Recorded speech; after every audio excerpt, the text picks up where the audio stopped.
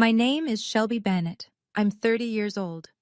You're not worth the trouble anymore, my father said, standing in the hallway with his arms crossed, while my sister measured my bedroom window for new curtains behind him. I was 18. It was November 14th, 26 degrees outside. I had $42 in my pocket, a 2003 Honda Civic with a cracked heater, and no one to call. I slept in that car for 3 nights straight. Not once did my phone ring. Not my mother, not my sister, not a single soul from the family that raised me. 12 years later, my father found me online. He sent a message expecting a warm reunion. What he got back was a reply that made him sit in his truck and cry for an hour straight. But what broke him wasn't my anger. It was the one piece of evidence I attached. Something his favorite daughter never thought I'd find. I'll get to that reply. But first, you need to understand what kind of family makes a girl sleep in a freezing car and never once checks if she's alive. Before I go on, if this story resonates with you, please take a moment to like and subscribe. But only if you genuinely connect with it. I'd love to know where you're watching from right now and what time it is. Drop it in the comments. Now let me take you back to the fall of 2013, the night everything fell apart.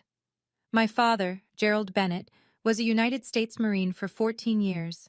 He ran our house the way he ran his unit, lights out at 10, chores on a rotation chart taped to the refrigerator, and absolutely no backtalk. If you disagreed with him, you were insubordinate. If you raised your voice, you were disrespectful. And if you did both, God help you. My mother, Patricia, was the opposite. Soft-spoken, gentle. The kind of woman who would bake cookies for a neighbor's funeral, but couldn't look her husband in the eye when he was angry. She loved us. I never doubted that. But love without courage is just watching. Then there was Jocelyn, my older sister, 20 years old, the golden child. She had a gift, not for art, not for school, but for knowing exactly what my father wanted to hear and delivering it with a smile. Yes, sir. You're right, Dad. I'll handle it. She was fluent in obedience, and in our house, obedience was currency. Me? I was the loud one, the difficult one, the one who asked why, when everyone else said yes, sir. I wasn't a bad kid. I made honor roll twice. I worked weekends at a sandwich shop, but I talked back, and in Gerald Bennett's home, that was an unforgivable sin. The night of November 14th started with a smell. My father claimed he caught something strange drifting from upstairs. He announced, not asked, announced, that he would be inspecting both bedrooms. I wasn't worried. I had nothing to hide. He started with my room, pulled open the top drawer of my desk, and there it was. A small Ziploc bag with something green inside. I'd never seen it before in my life. He didn't ask me a question, didn't give me a chance to speak. He just pointed at the hallway and said, "Pack your things." I looked past him. Jocelyn stood at the end of the hall. She wasn't surprised. She wasn't upset. She smiled, small, quick, then turned and walked away. I didn't understand that smile. Not then. It would take me 10 years to learn what it meant. I turned to my mother. She was standing in the kitchen doorway, dish towel twisted between her hands, tears already running. "Mom, please, it's not mine." She opened her mouth. Nothing came out. My father's voice cut through the hallway. "Patricia, don't." She closed her mouth, looked at the floor, and said the words I'll carry for the rest of my life. "Just go, honey. Let him cool down. I'll talk to him." She never talked to him. Not that night, not the next day, not once in 12 years. I went upstairs. My hands were shaking so hard I could barely fold a shirt. I grabbed what I could. Clothes, my wallet, my phone charger, a jacket that wasn't warm enough. I didn't own a suitcase. I used a garbage bag. While I was stuffing jeans into black plastic, Jocelyn appeared in the doorway. She was holding a tape measure. "I'm so sorry this happened, Shell," she said. Her voice was soft, practiced. She even tilted her head like she'd seen people do on television.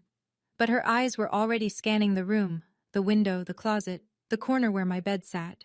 She was measuring for curtains before I'd finished packing. I dragged my bag down the stairs, across the living room, through the front door. My father stood on the porch, arms folded, jaw locked. He didn't look at me.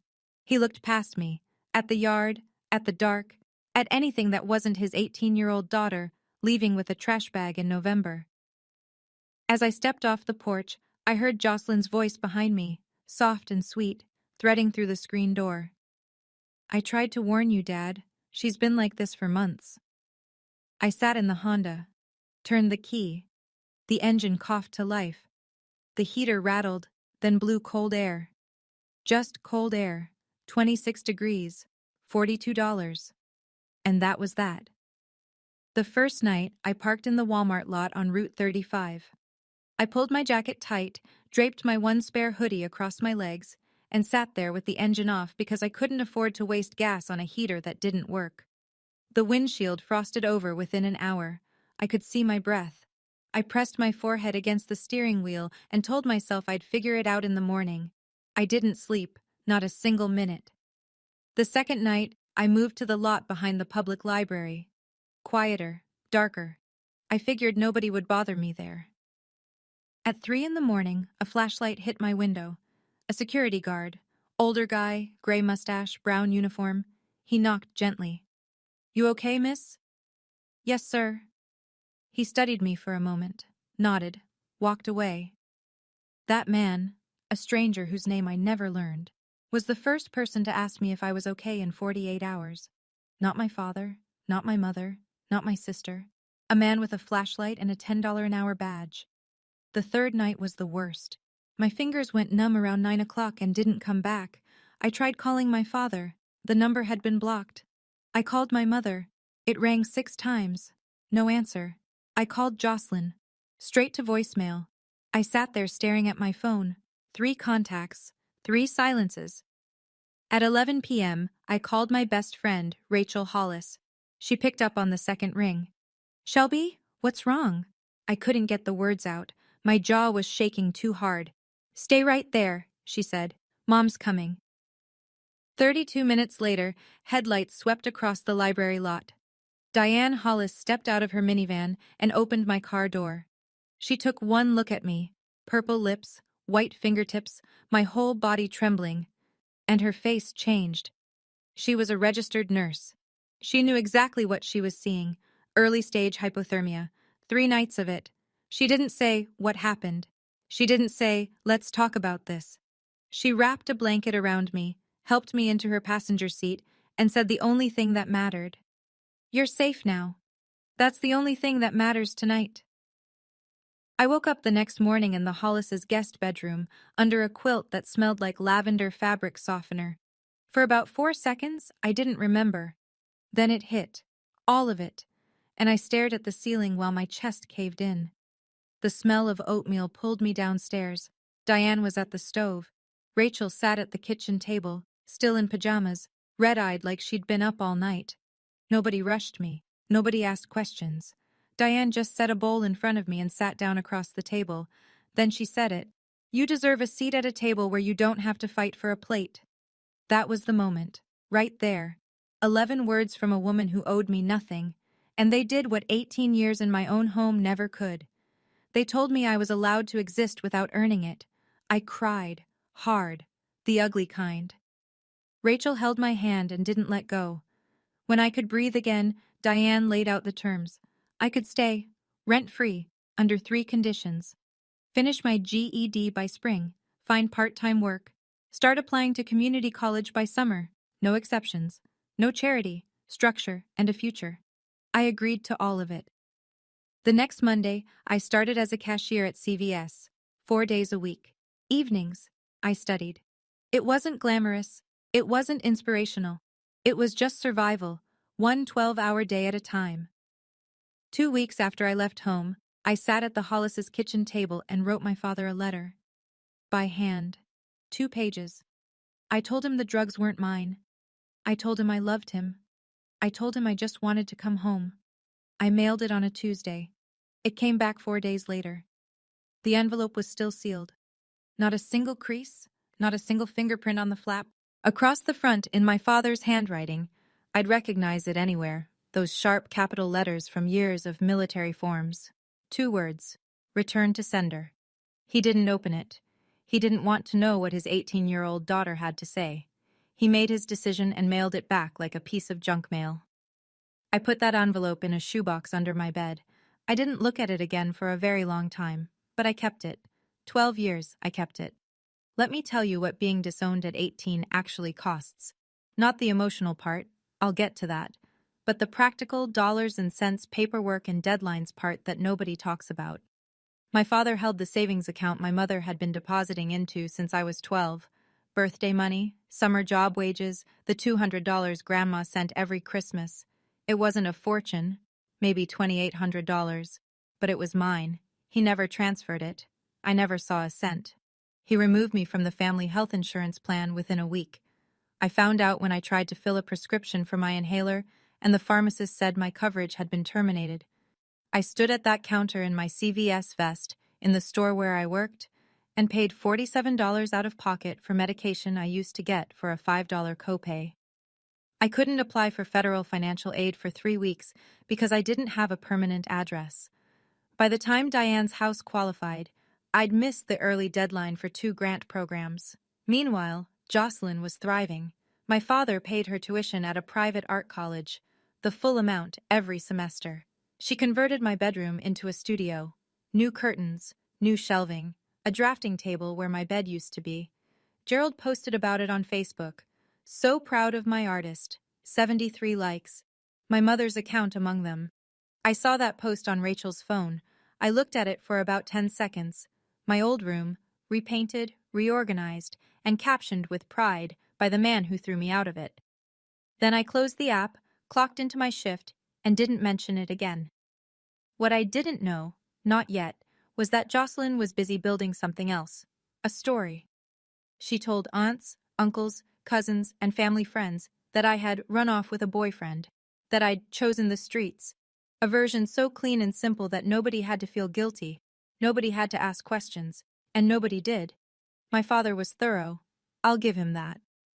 Within the first year, he'd told every member of our extended family a version of the story that made him the long-suffering patriarch and me the cautionary tale. According to Gerald Bennett, I had a drug problem. They tried everything. Discipline, counseling, love. Nothing worked. I chose to leave. End of story.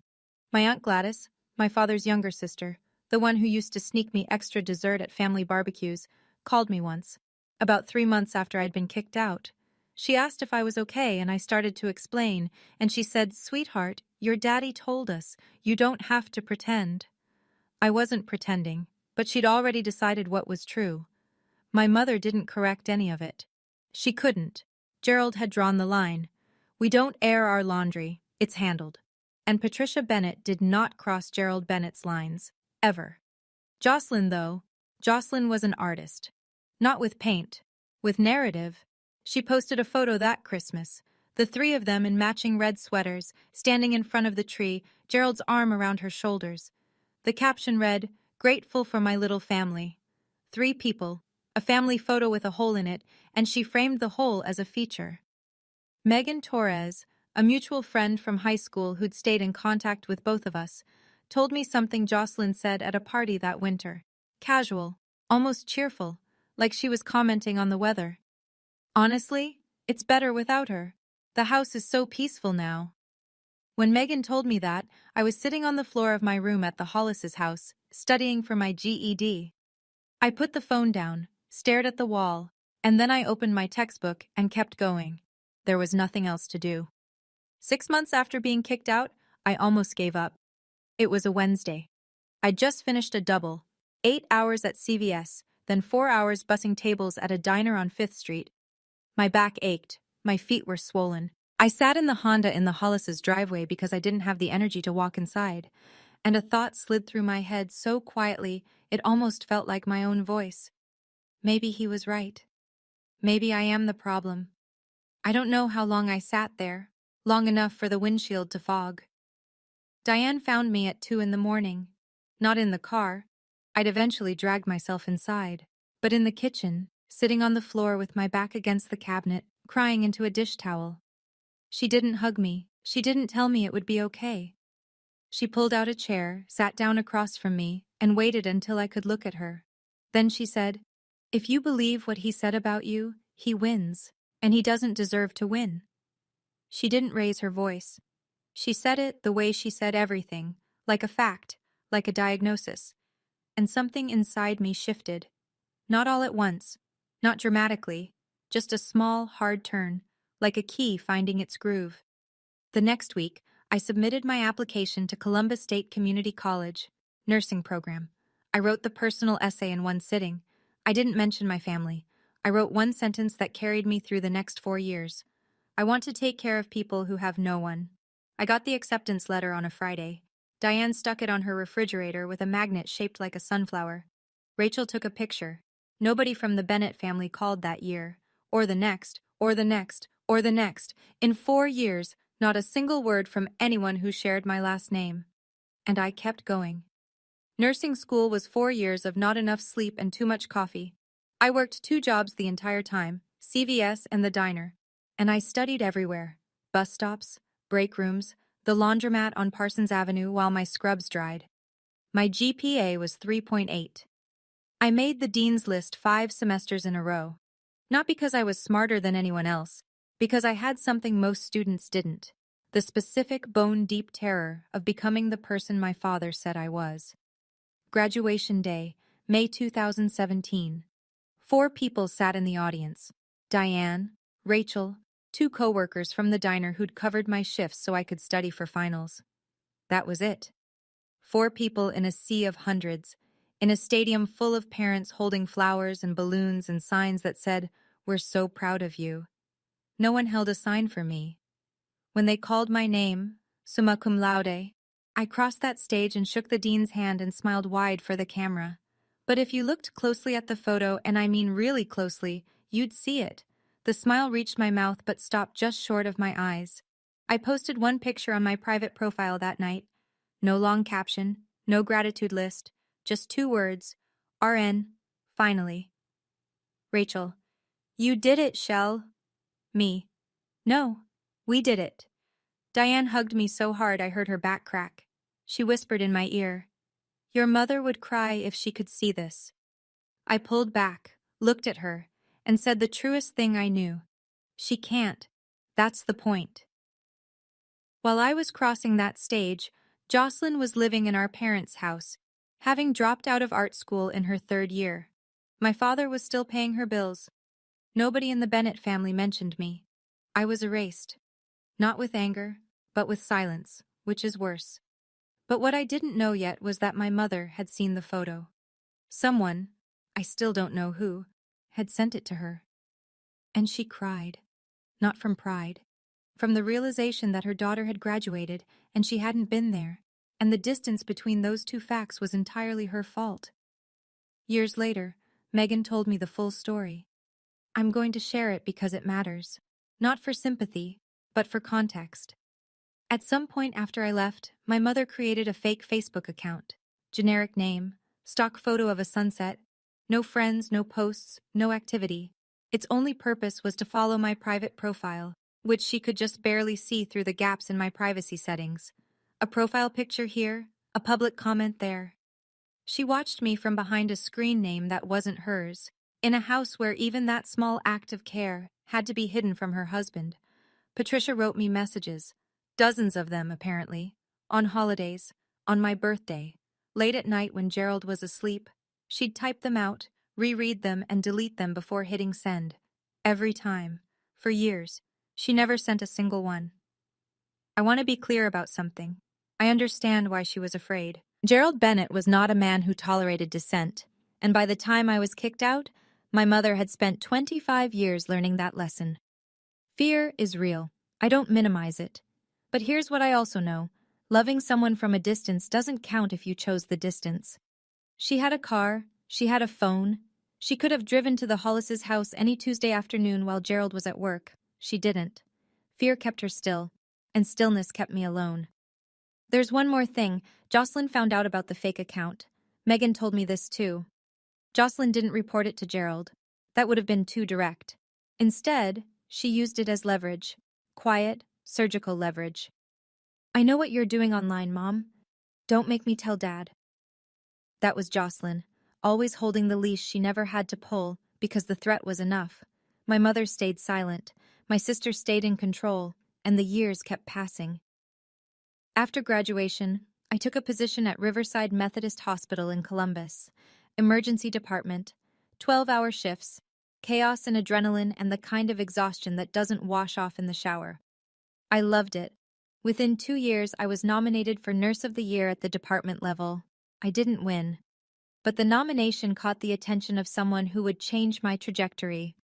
Dr. Marcus Webb was the attending physician in our ER, mid-40s, calm under pressure, the kind of doctor who actually learned nurses' names. He pulled me aside one afternoon between traumas and said something I wasn't expecting. "You don't just treat patients, Shelby. You see them. That's rare. Have you thought about going further?"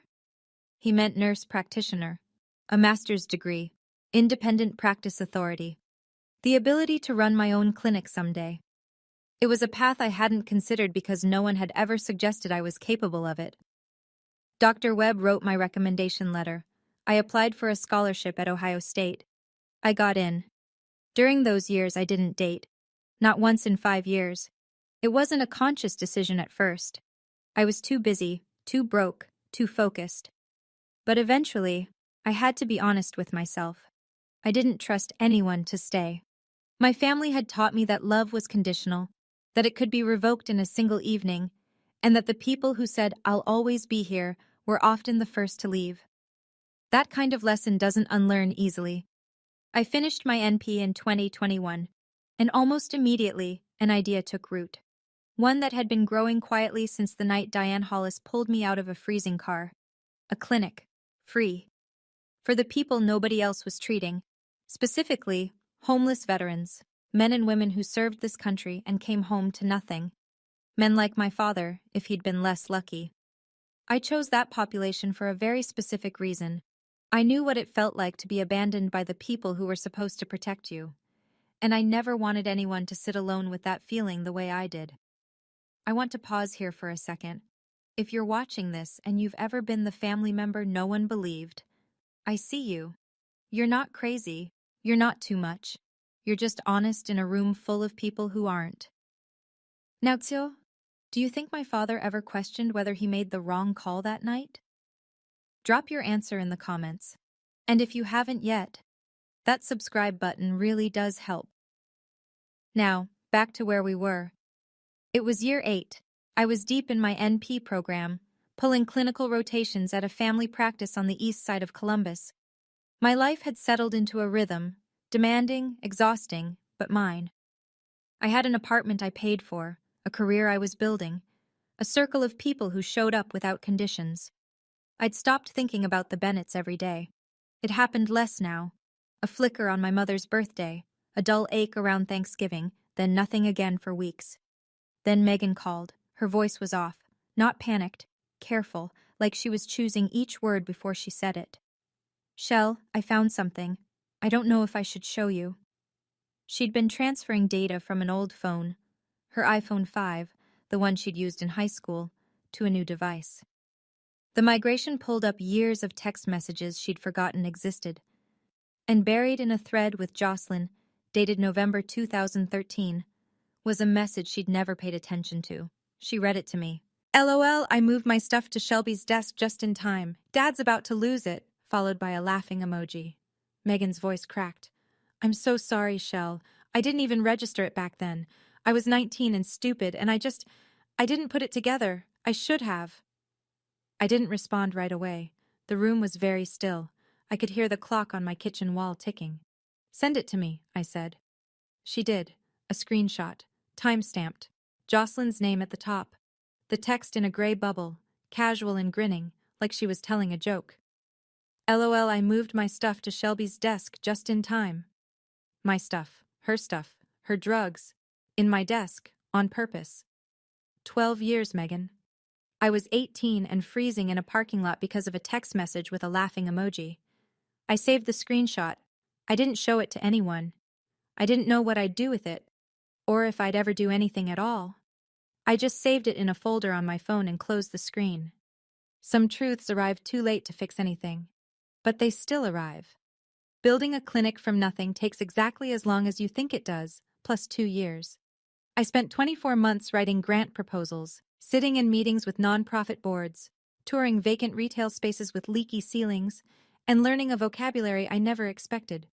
Zoning variances, 501c, 3 compliance, Medicaid reimbursement structures.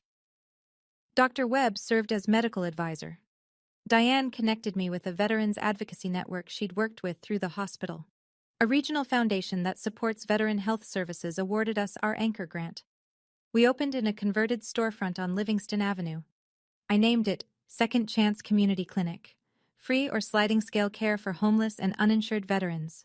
Primary care, mental health referrals, prescription assistance. The basics that shouldn't be luxuries, but are. A reporter from the Columbus Dispatch wrote a feature. Then NBC4 did a 3-minute segment for the evening news. They filmed me taking a patient's blood pressure, which felt strange. I'd done it 10,000 times, and suddenly there was a camera. The headline in the Dispatch read, "Local nurse practitioner opens free clinic for homeless veterans in Franklinton." I didn't build the clinic to prove anyone wrong. I didn't build it for a headline. I built it because someone should have been there for me on November 14th, 2013. And no one was. And I never wanted another person to sit in the cold, wondering if anyone would come.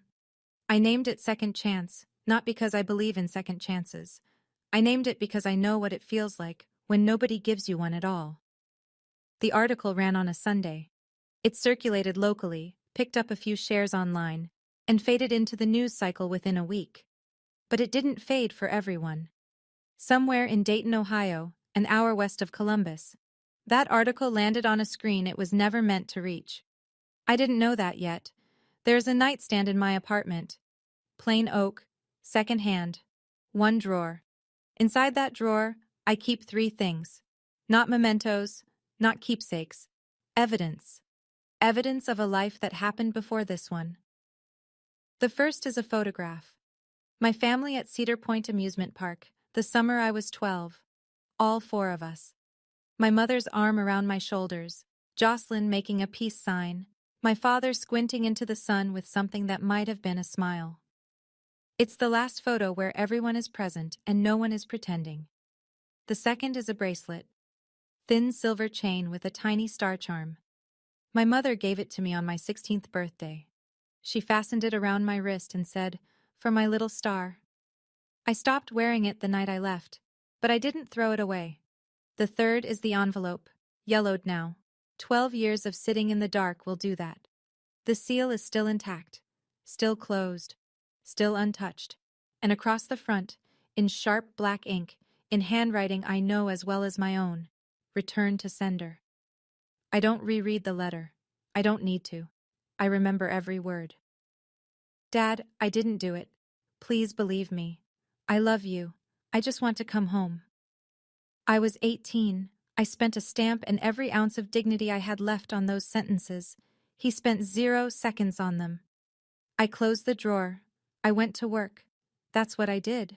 By that point, I had both pieces, the letter and the screenshot, 2 halves of a truth that no one had asked for. I didn't go looking for my family. I had no reason to. My life was full. My work had meaning. The people who mattered were already in it. Everything stayed quiet for 12 years. Then one evening, I opened LinkedIn on my couch after a long shift, scrolled past a few connection requests, and stopped. A message. From a name I hadn't seen in over a decade. Gerald A. Bennett. He'd used LinkedIn because I'd blocked his number years ago and my Facebook was private. But LinkedIn, professional, public, was the gap in the wall I hadn't thought to seal. The message was short, carefully worded, the kind of sentence structure that suggested he'd written and rewritten it multiple times. "Shelby, it's your dad. I saw an article about your clinic. I always knew you had it in you. I'd like to talk. Mom misses you. We all do." I read it 3 times. My hands weren't steady. Not from fear, from anger. The slow, deep kind that lives underneath everything and only surfaces when someone says exactly the wrong thing in exactly the wrong way. "I always knew you had it in you." You always knew. You. The man who told me I wasn't worth the trouble. The man who blocked my number and returned my letter and let his other daughter sleep in my bed the same night I slept in a parking lot. You always knew I had it in me? That's what you're going with? I closed the laptop, laced up my running shoes, ran 5 miles, came back, showered, sat on the edge of my bed with wet hair and a pulse I couldn't slow down. I called Diane. He found me. A pause. I could hear her put something down. A mug, maybe. What do you want to do? I don't know yet. Then don't do anything yet. I didn't. Not that night. Not the next day. Not for 2 full weeks. The message sat in my inbox like a grenade someone had placed gently on a shelf and walked away from. But Gerald Bennett was never a patient man. And within those 2 weeks, he sent another message, one that changed everything. The second message was longer, more confident, like my silence was agreement. I'm telling you, Shelby, the family would love to hear from you. Aunt Gladys asks about you all the time.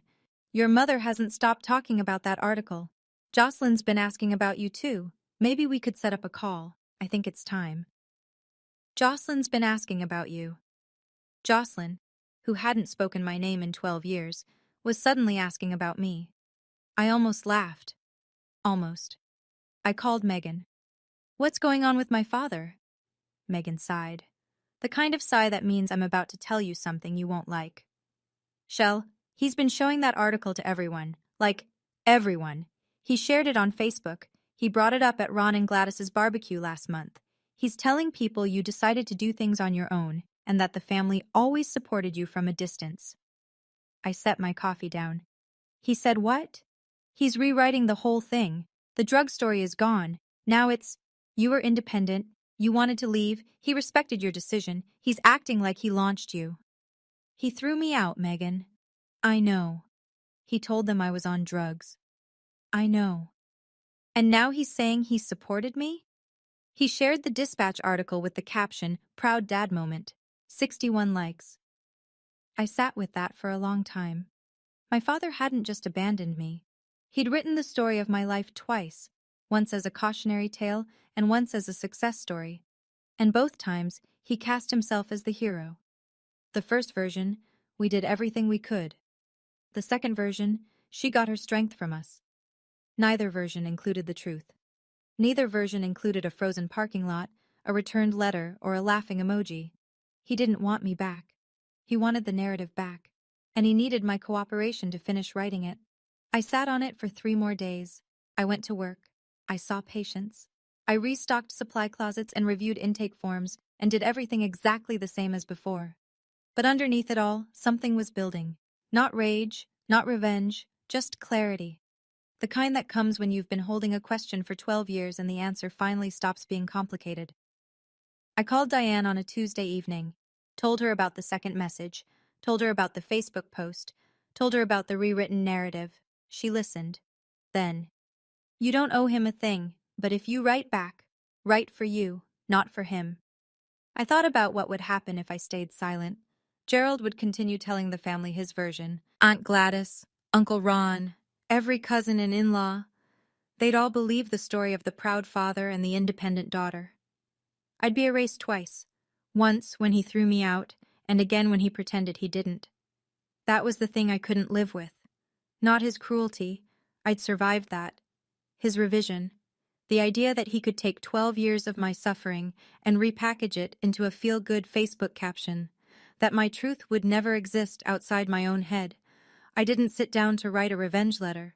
I sat down to tell the truth. There's a difference, and it matters. I opened my laptop, created a new document, and I started with the date, November 14th, 2013. It took me 3 hours. Not because I didn't know what to say, because I kept stopping to breathe. Every sentence was a door I'd closed years ago, and opening them all at once was like walking through my own wreckage. When I finished, I attached 2 files, a photograph of the envelope, sealed, yellowed, returned to sender in his handwriting, and Megan's screenshot. I copied the text into a LinkedIn reply. Read it once. Read it again. Hit send. 11:47 p.m. I closed my laptop, went to bed, didn't sleep. I had no idea what would happen next. But I knew this. Whatever Gerald Bennett felt when he read that message, that was no longer my weight to carry. I'd given the truth back to the person who made it. This is what I wrote. I'm going to read it to you exactly as I sent it, because you've earned the full version. Dad, you said I wasn't worth the trouble. Here's what happened after you decided that. November 14th, 2013. 26 degrees. You told me to pack my things. You didn't ask if the drugs were mine. You didn't let me speak. You pointed at the door and I walked through it with my clothes in a garbage bag. November 14th. First night. I parked in the Walmart lot on Route 35. The heater was broken. I draped a hoodie over my legs and didn't sleep. November 15th. Second night. The library parking lot. A security guard knocked on my window at 3 a.m. He asked me if I was okay. That man, a total stranger, was the first person to check on me in 48 hours. Not you, not Mom, not Jocelyn. November 16th. Third night. I called you. Blocked. I called Mom. No answer. I called Jocelyn. Voicemail. 3 contacts. 3 silences. At 11 p.m., I called my friend Rachel. Her mother, Diane Hollis, drove 32 minutes across town to a library parking lot to pick up your daughter. She found me shaking, with purple lips and white fingertips. She's a nurse. She recognized early-stage hypothermia when she saw it. A stranger's mother saved my life. Mine didn't answer the phone. December 2013. 2 weeks after you threw me out, I wrote you a letter. By hand. I told you the drugs weren't mine. I told you I loved you. I told you I just wanted to come home. You mailed it back unopened. Your handwriting. Return to sender. You didn't spend 1 second on it. You told the family I had a drug problem. You told them I chose the streets. You rewrote my life so you could sleep at night.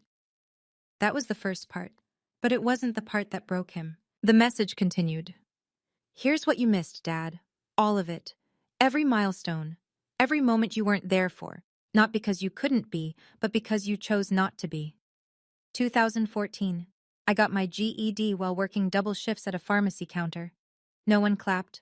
No one took a picture. I went home and studied for the next test. 2015. I started nursing school at Columbus State. I paid for it with federal loans and a second job bussing tables at a diner. You paid for Jocelyn's art degree in full. She dropped out junior year. 2017. I graduated. Summa cum laude.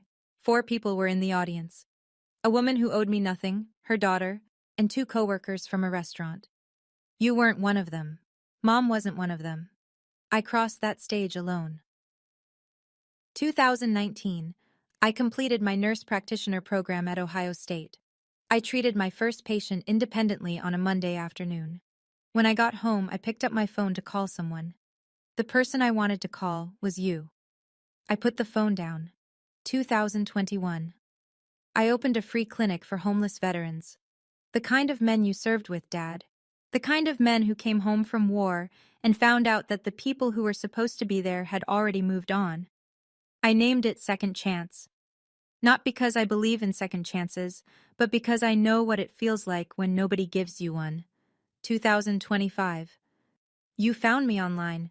You said, I always knew you had it in you. You didn't know. You weren't there.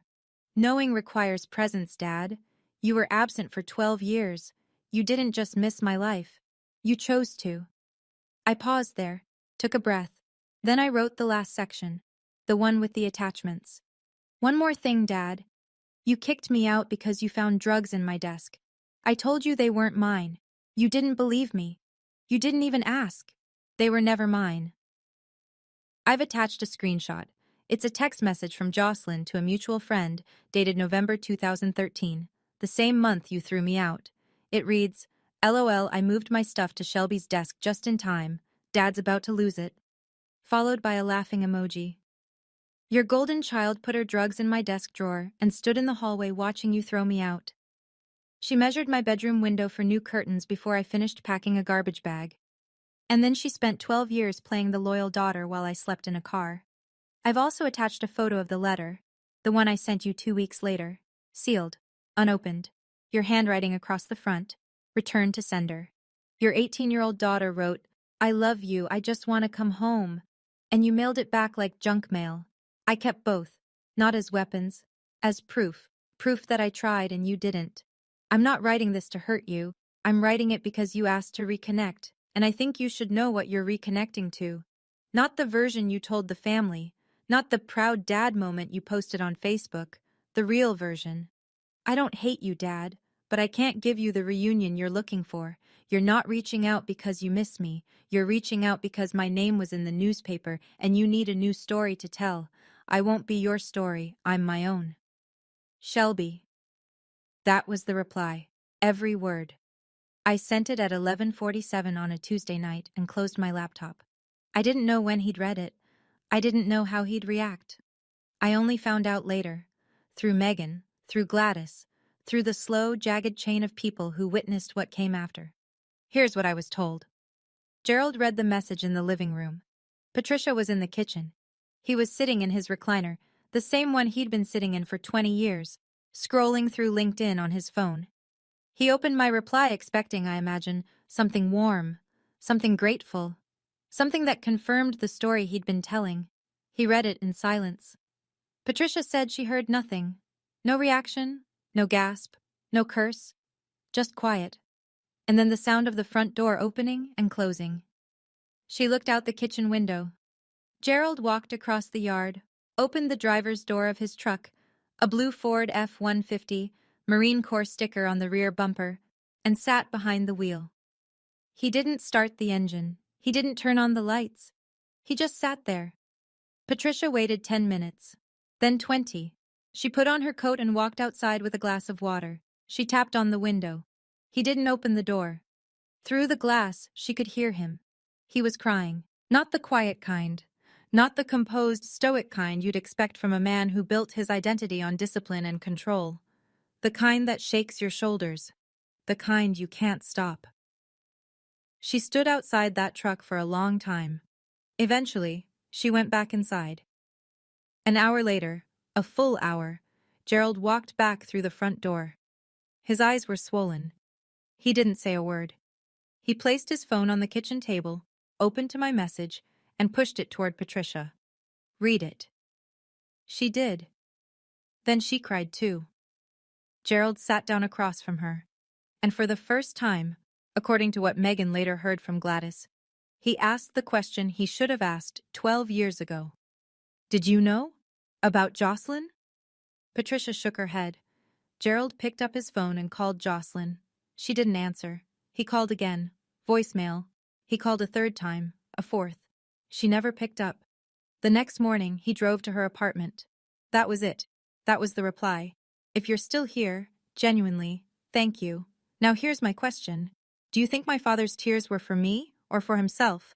Because I've thought about that for a long time and I still don't have a clear answer. Let me know in the comments.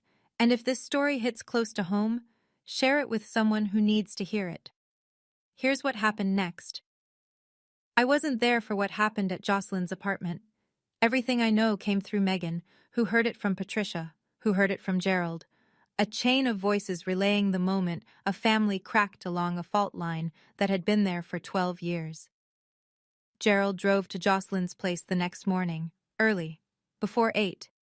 He knocked on the door hard enough that her neighbor opened theirs first. Jocelyn answered in a bathrobe. Dad? What's going? He held up his phone, the screenshot on the screen. Is this real? She looked at it. Her expression did something complicated. A flicker of recognition, then the mask sliding into place. That's taken out of context. Your sister slept in a car for 3 nights, in November, because of you. You're the one who kicked her out, not me. You're right. I did, because I believed you. That landed. You could tell, Patricia said, because Jocelyn didn't have a follow-up. For the first time in her life, the script ran out. Gerald didn't yell, he didn't slam anything. His voice, Patricia said, was the quietest she'd ever heard it, and that was somehow worse. Don't call the house for a while. He turned and walked back to his truck. Didn't look back. Jocelyn stood in the doorway. I'm told she called Patricia within the hour, sobbing, not apologizing, not explaining, but performing. Dad is attacking me because of Shelby. This is so unfair. I can't believe you're all taking her side. My mother, the woman who had spent 25 years choosing silence, said something she'd never said before. No, He's hurting because of what you did. So am I. And then she hung up.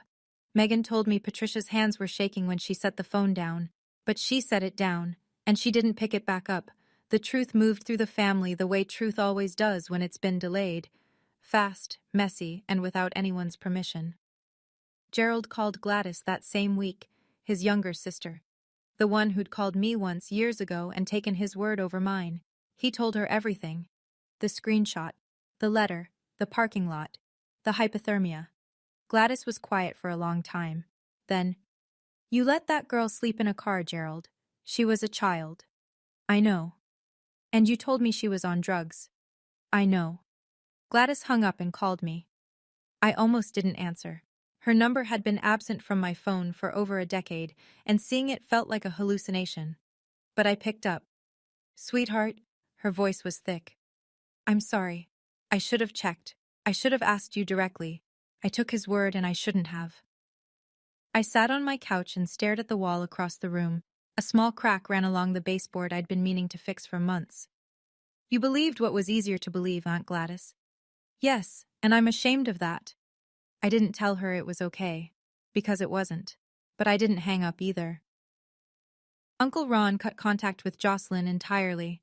No announcement, no drama. He just stopped responding to her messages. One of my younger cousins posted something vague on social media. Blood doesn't mean loyalty. And I knew the ripple had reached the edges. Jocelyn posted her own response on Instagram 3 days later. "Sometimes family is the most toxic thing in your life." No context, no names, just the kind of sentence that sounds deep until you realize it was written by the person who caused the toxicity. Nobody reacted, not a single like, not one comment. And I know this might sound satisfying, the villain getting her comeuppance, but I want to be honest, it didn't feel triumphant. It felt heavy. Watching a family unravel in slow motion isn't a victory. It's just what happens when the truth shows up 12 years late and there's no clean place left to put it. A week after the confrontation with Jocelyn, my father sent me an email. Not through LinkedIn this time, through my clinic's public contact address, the one listed on our website for appointment inquiries and community outreach. He'd found it the way anyone would. He typed it into the general inquiries field like a stranger. "Shelby, I read your message 7 times. I read the letter. The one I sent back. Your mother found a draft copy in your old desk, in the room I let your sister take. I read every word. I can't undo what I did. I'm not going to list excuses because there aren't any that hold up. I was wrong. About all of it. I don't expect you to forgive me, but I needed you to know I hear you now." I read it at my kitchen table after a 10-hour shift, with a bowl of leftover soup going cold in front of me. I didn't respond that night, or the next. It took me 4 days, not because I didn't know what to say, but because I wanted to say it right, without cruelty, without performance, without any door opened wider than I could handle. "Thank you for hearing me. That's more than I got 12 years ago. I'm not going to pretend this is okay. It's not. I don't hate you, but I can't trust you. Not yet, maybe not ever. If you want any kind of relationship with me, it starts with accountability.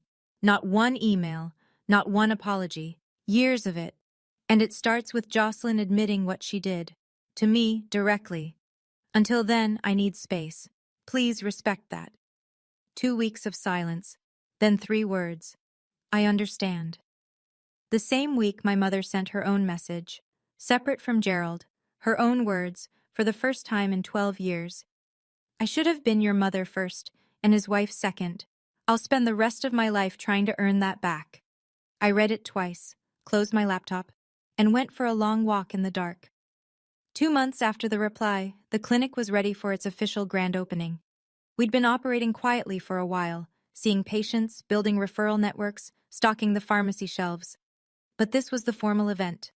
Ribbon cutting, press coverage, community turnout. The kind of day I'd spent 2 years working toward. The guest list wrote itself. Megan, Rachel, Diane, Dr. Webb, colleagues from the hospital, representatives from the Veterans Foundation, a reporter from the Dispatch who'd covered our launch, a crew from NBC4 coming to film, 40-plus veterans we'd already served, some of whom I'd treated personally. I didn't invite my father. I didn't invite my mother. I didn't invite Jocelyn. But Aunt Gladys called the week before. Can I come? I didn't hesitate. Of course, Aunt Gladys. She paused. I know I don't deserve to be there. It's not about deserving. You asked. That's enough. The night before the event, I sat at the clinic after everyone had left, running through the setup checklist. Chairs in rows, podium by the entrance, banner hung straight. Diane had helped me write the speech. I'd been practicing it in my car all week, which is exactly as glamorous as it sounds. She called me that evening. How are you feeling? Nervous? About the speech? About all of it. She was quiet for a moment. Tell them why you built it. That's enough. I slept 3 hours that night, woke up at 5, put on the white blouse I'd bought for the occasion, nothing fancy, just clean and pressed, draped my stethoscope around my neck because it felt right, and drove to the clinic at dawn. When I pulled into the lot at 7 a.m. to run final checks, there were no other cars yet. The sun was just coming over the rooftops on Livingston Avenue. The banner rippled in a light breeze. Then, at 8:15, I glanced at the far end of the parking lot. A truck, blue, Ford F-150, Marine Corps sticker on the rear bumper. My hands stopped moving. He was already here. I didn't go to the truck. I went inside and finished setting up. By 10 o'clock, the lot was full. Veterans in worn jackets standing next to reporters with press badges, social workers I'd partnered with, local officials from the city councilwoman's office, Rachel in a sundress, holding a bouquet she'd brought without telling me, Diane in her best cardigan, eyes already glistening, and we hadn't even started.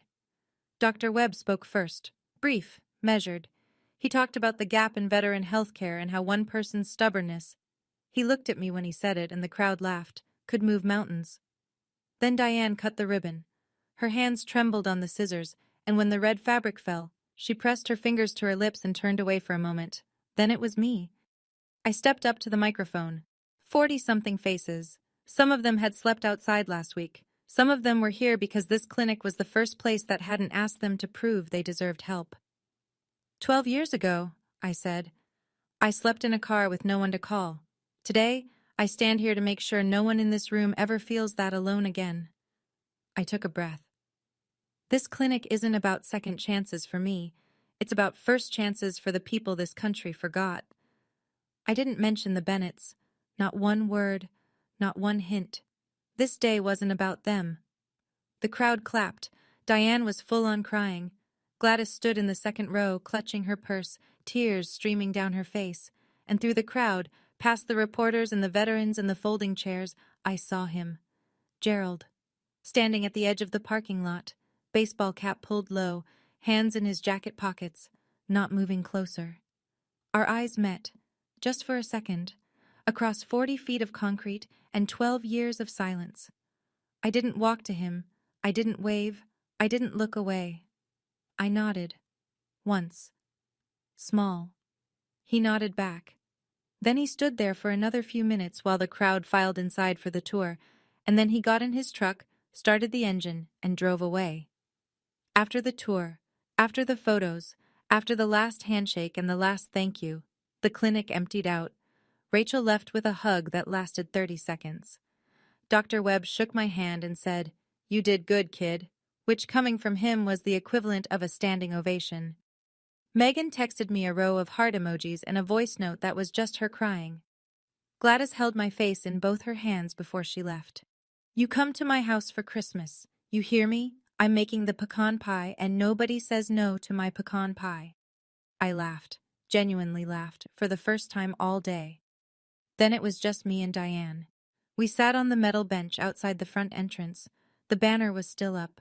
A few stray programs fluttered on the ground. The sun was going down behind the strip mall across the street, and the light turned everything amber. "He came," I said. "He did. I don't know what to do with that." Diane didn't answer right away. She folded her hands in her lap, the same hands that had wrapped a blanket around me in a library parking lot 12 years ago. "You don't have to do anything with it," she said. "It's his to carry now." And sitting there in the fading light, I understood something I hadn't before. For 12 years, I'd carried the truth like a weight strapped to my back. The letter, the screenshot, the parking lots, the silence, all of it. The reply wasn't revenge. It was me handing the weight back to the person who created it. Here. This is yours. I'm done holding it for you. For the first time in 12 years, I felt light. Not because my father cried in his truck, not because Jocelyn was exposed, not because the family finally knew, because I no longer carried the truth alone. When I got home that night, the volunteers had left a card on my desk, 43 signatures, veterans, staff, friends. Inside, someone had written, "You gave us a place to belong." On the reception table, there was an envelope. No name. Inside, $500 in cash and a slip of paper. For the clinic. G. I put it in the donation box. No exceptions. No special treatment. Just another contribution to a place that existed because someone, once, decided a girl in a parking lot wasn't worth the trouble.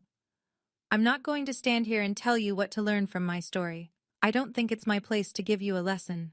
But I can tell you what I learned from living it. I don't tell this story so you'll hate my father. Gerald Bennett was a man driven by fear. He lost a brother-in-arms to addiction after the Gulf War, watched a man he trusted destroy himself, one fix at a time. That fear burrowed into him and never left.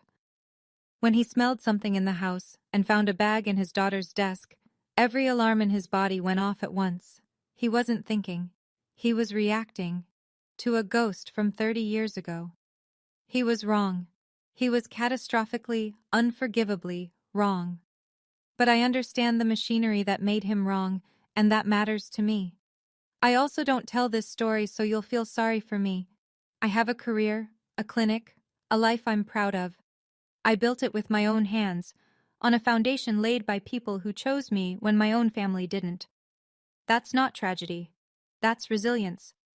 What I want you to take, if anything, is this.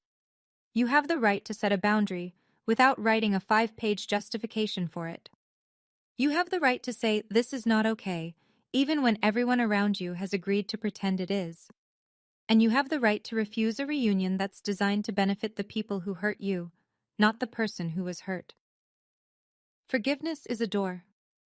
I get to decide when, and if, I open it. And nobody, no matter how much they cry, no matter how many emails they send, gets to knock it down. That's not bitterness. That's just knowing where I end and they begin. It's been a little over a year since I sent that reply. The clinic is doing well. We serve over 200 veterans a month now. We've added a part-time therapist and a benefits navigator who helps guys file their VA claims. Last quarter, we got a grant to extend our hours on Saturdays. It's not glamorous work. Most days, it's blood pressure checks and medication refills and long conversations with people who just need someone to sit with them for 10 minutes. But it's the most important thing I've ever done. I'm seeing someone. His name is Kyle. He's a firefighter. We met at a community health fair. He was manning the fire safety booth next to our clinic's table, and we argued about whether CPR dummies are creepy. He's kind and steady, and he doesn't try to fix me. When I told him this whole story, he didn't say, "You should forgive them." He said, "What do you need?" And I knew. My father emails once a month. Short messages. Never pushing. Sometimes it's a question about the clinic, sometimes it's just thinking of you. I respond to about half of them. We haven't seen each other since the grand opening. Our relationship, if you can call it that, is like two strangers trying to remember a language they used to share. Awkward, careful, uncertain.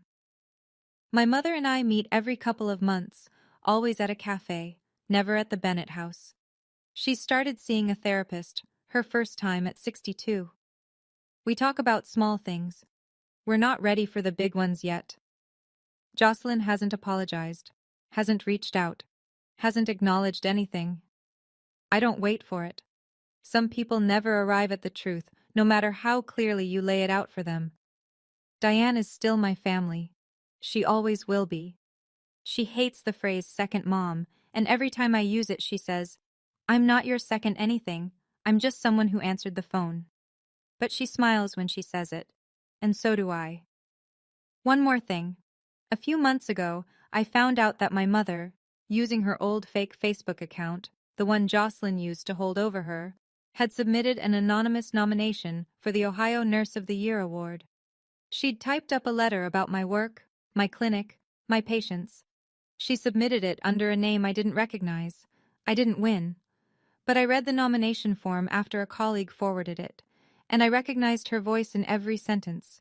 Tentative, careful, full of love she still didn't know how to deliver in person. She's trying, in the only way she knows how. It's not enough. But I see it.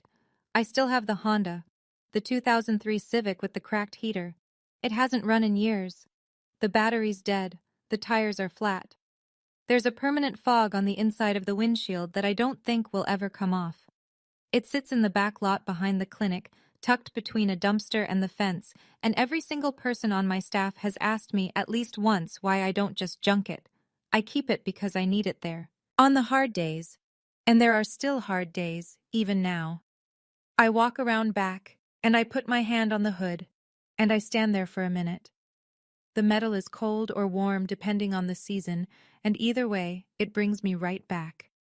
To the girl in the Walmart lot, to the hoodie draped over her legs, to the frost on the windshield, and the silence on her phone, and the 26 degrees that almost took her.